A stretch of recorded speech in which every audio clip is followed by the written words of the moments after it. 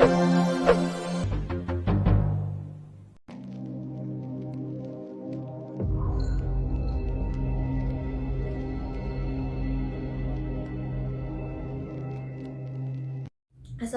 warahmatullahi wabarakatuh.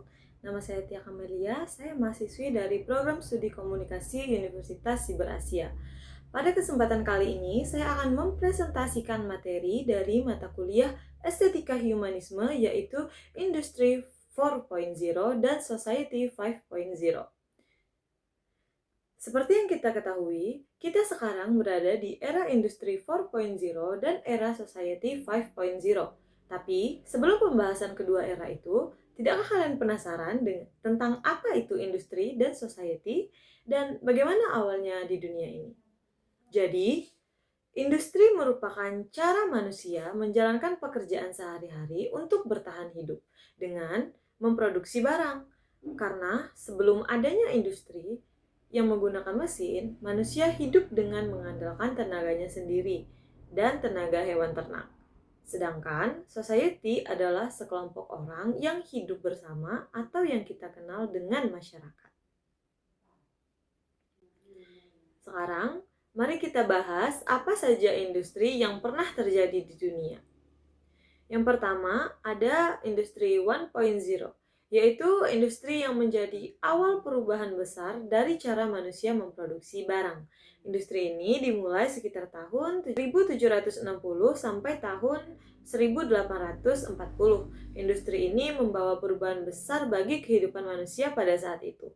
Pada era ini, manusia mengandalkan penggunaan mesin uap untuk melakukan pekerjaan hingga mulai berdirinya pabrik yang menggantikan kerajinan tangan.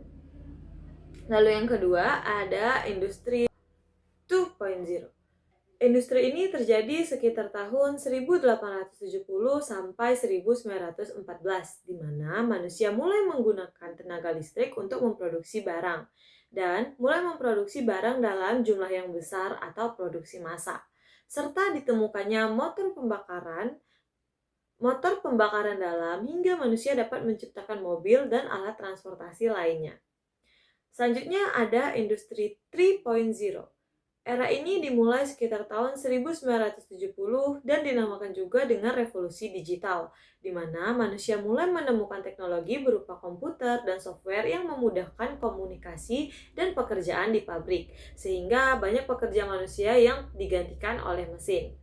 Dan di era sekarang, yaitu industri 4.0, nah, era ini merupakan pengembangan teknologi dari era-era sebelumnya, di mana banyak peningkatan dari teknologi hingga penambahan teknologi yang salah satunya sering kita dengar atau bahkan sering kita gunakan, yaitu kecerdasan buatan atau artificial intelligence.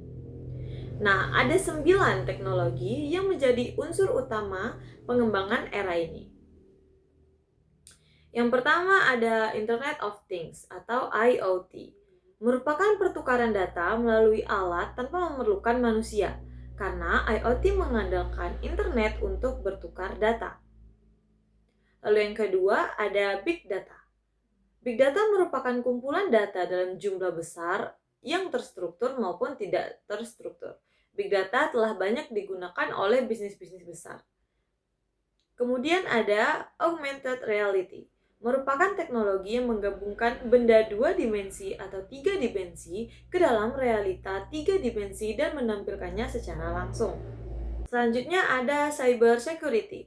Kita pasti sering mendengar tentang peretasan atau hack. Nah, hal tersebut dilakukan oleh oknum-oknum yang tidak bertanggung jawab.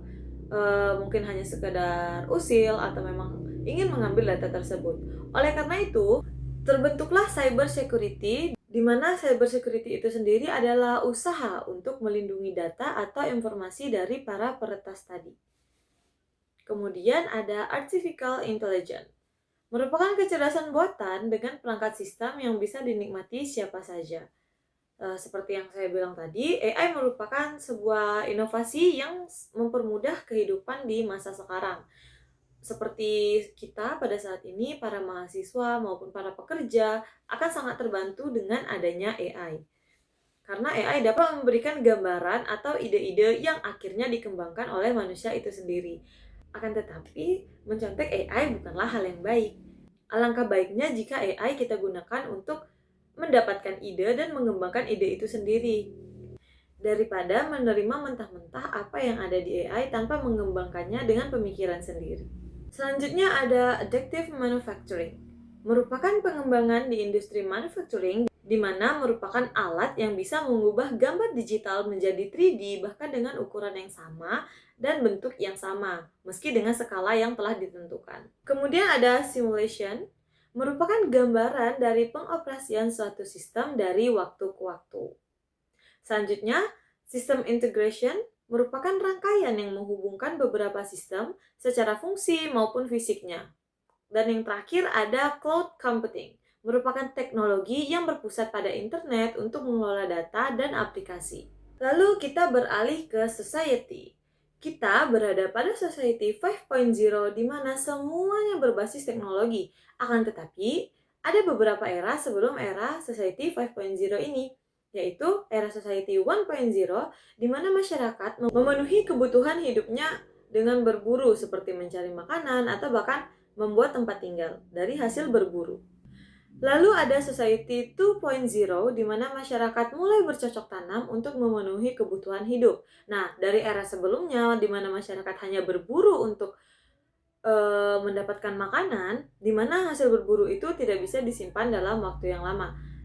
Dan mereka harus terus berburu untuk memenuhi kebutuhan hidup mereka seperti makan. Nah, pada era ini, manusia sudah mulai memikirkan solusi jangka panjang untuk makanan tadi, di mana selain berburu, mereka sudah mulai bercocok tanam yang hasilnya nanti akan bisa dinikmati dalam jangka waktu yang lumayan lama. Lalu yang ketiga ada Society 3.0, merupakan masa di mana manusia mulai melakukan industri untuk mempermudah pekerjaan dan memenuhi kebutuhan hidupnya.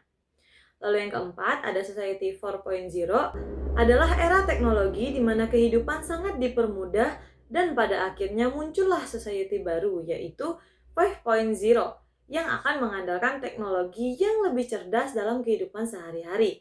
Jadi, di antara revolusi industri dan society memiliki hubungan yang erat karena perkembangan industri bergantung pada society atau masyarakat yang menjalankannya. Pada era Society 5.0, masyarakat memiliki peran penting, yaitu sebagai satu, masyarakat sebagai ekosistem yang pintar, di mana masyarakat harus menyeimbangkan diri dengan teknologi, karena pada dasarnya teknologi diciptakan untuk mempermudah manusia. Jadi, semakin kita bisa menggunakan teknologi, maka akan semakin mudah kehidupan kita. Yang kedua, ada masyarakat sebagai ekosistem yang komprehensif. Ekosistem ini mengarah pada aktivitas organisasi, industri, atau membuat perusahaan yang lebih efisien. Lalu yang terakhir, masyarakat sebagai ekosistem yang well-being. Ini untuk menciptakan nilai tambah dengan mengaplikasikan solusi baru pada masalah yang ada. Pada masalah yang ada aspek multidimensional. Lalu ada 4 kompetensi pada era Society 5.0, yaitu ada leadership, language skill, IT literasi, dan writing skill.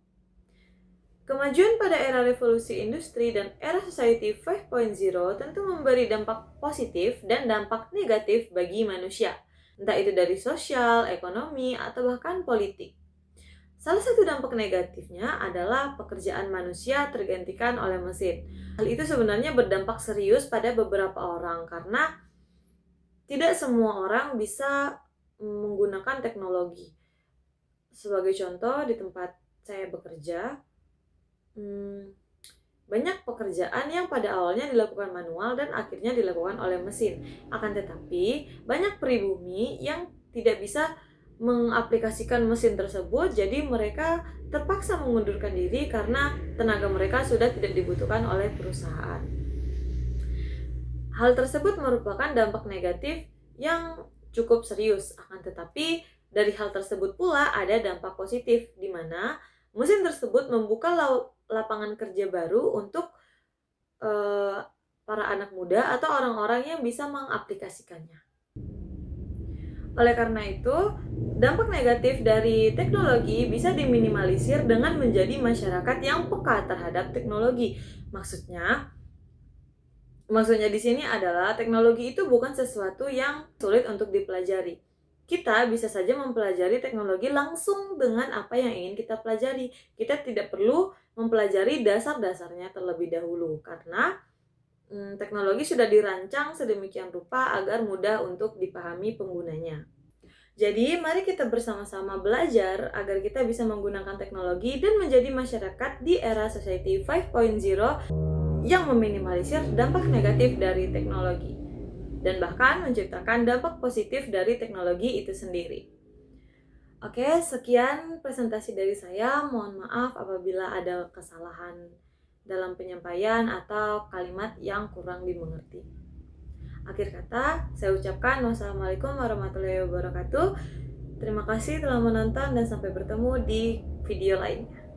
Bye-bye.